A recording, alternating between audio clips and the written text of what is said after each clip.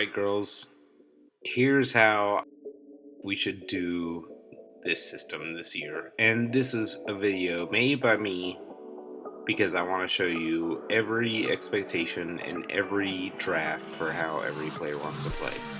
It should be pretty easy. It's not a lot of complicated stuff, but it's going to take some work and some effort to get there. Alright, this is how we set up every single day. And the key part of this is that we have two central defenders, two wingers, which are still defenders, but they're allowed to play all the way up the field on the right or left side.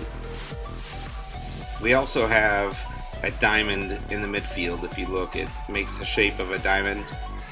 That's how we're going to set up. Alright, now let's talk about specific positions. Because for the Cali fries, this is important. Let's look at the center defense only. The center defense has to stay in a straight line.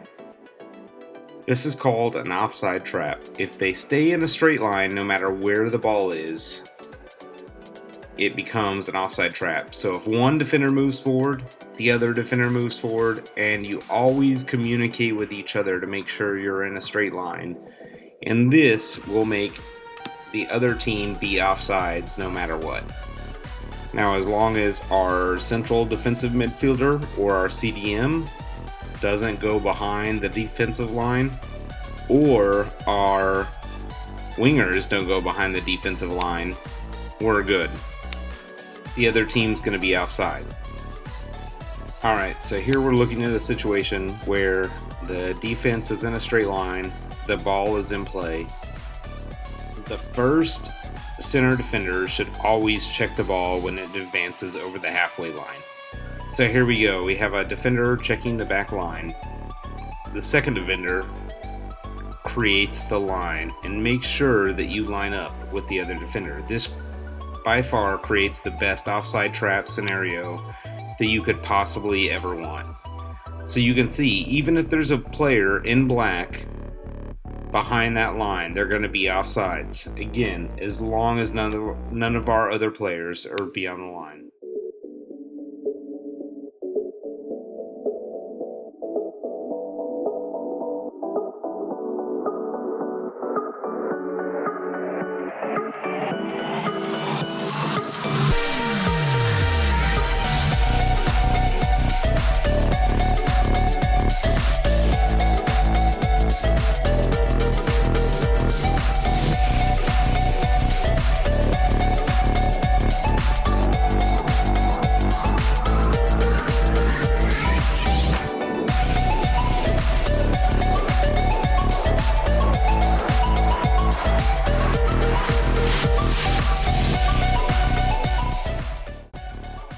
So what I want to see is, let's stay in the center, keep the ball away from the center, and move the other team to the outside. If we can stay together in midfield with the center defense and always push the other team to the outside, this does a couple of great things for us, and we'll talk about it more further in the video. We're going to create a double team on the outside. You're going to have the winger to help you. That's 2 versus 1 to the player on the outside. That's always an advantage. And you're also going to keep them away from scoring on the goal or taking a shot. I expect my 2 center defenders to check, keep their spacing, and keep their line. And again, that's going to help us do a lot of things.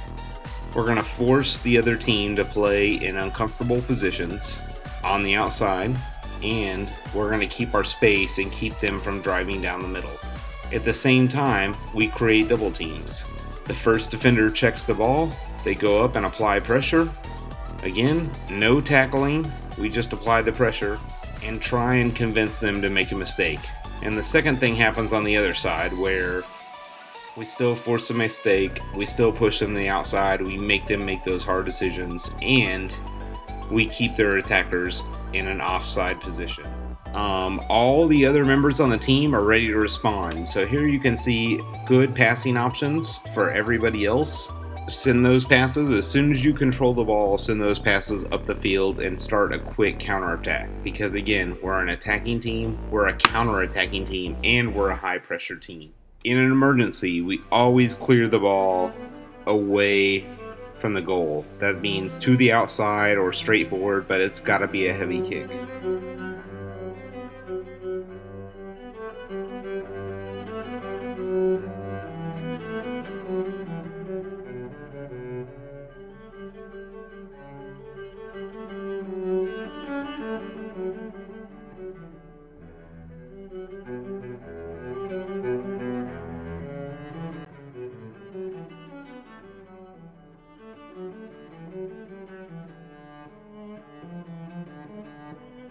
Alright, now let's introduce the central defensive midfielder. So the central defensive midfielder should be the first person to apply pressure on the ball, and they should also create a triangle.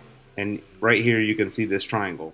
The defensive triangle should always move together, so even if the ball gets past the central defensive midfielder, they should be ready to catch up and ready to apply.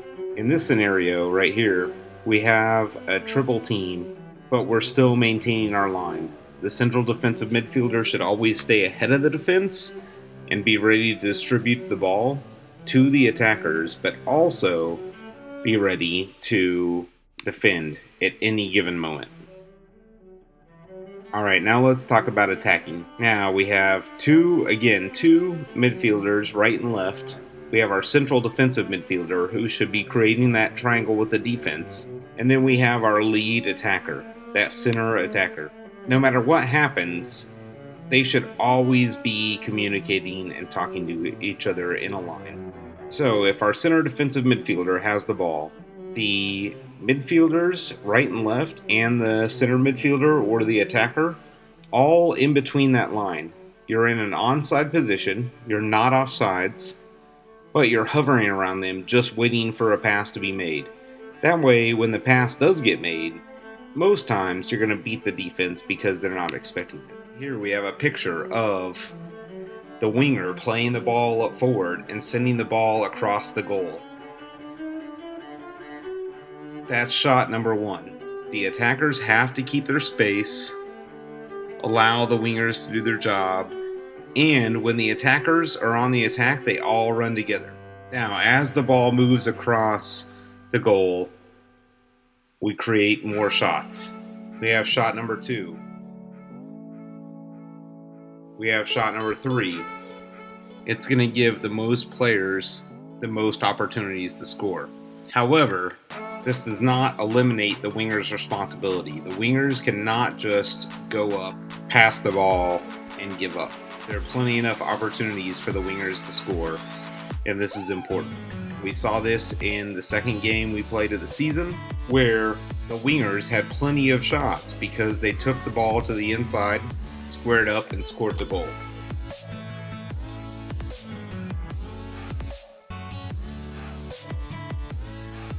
The most important thing on attack is to not run straight forward to the goal or straight back away from the goal. Once we're in the attacking third of the field, we have to be creative. This means you have to come up with different ways to run in a direction that confuses the defense. Don't run straight towards the goal. Don't run straight towards the sideline. Run in weird directions, diagonal directions that cause this trouble. That's going to confuse the defense. They're more likely to play you onside if you do receive a pass. And you are more likely, by making those runs in those different directions, to play the ball in a position that you can take a shot on goal.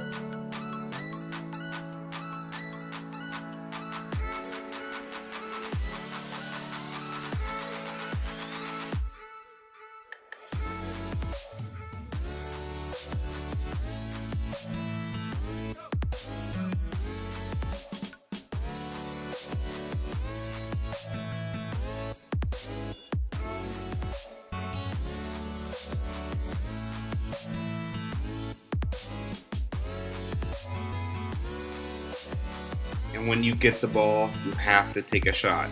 This is very important because we want to take as many shots on goal as possible.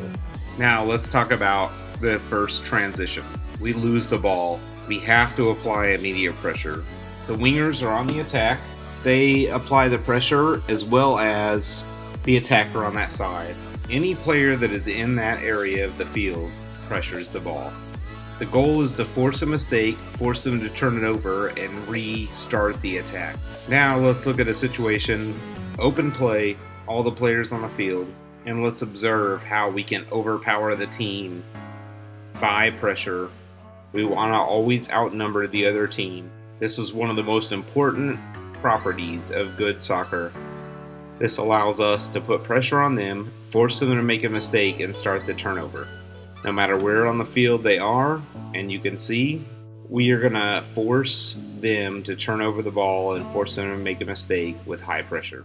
And if you notice, on defense, we're always being compact. We're always staying close together.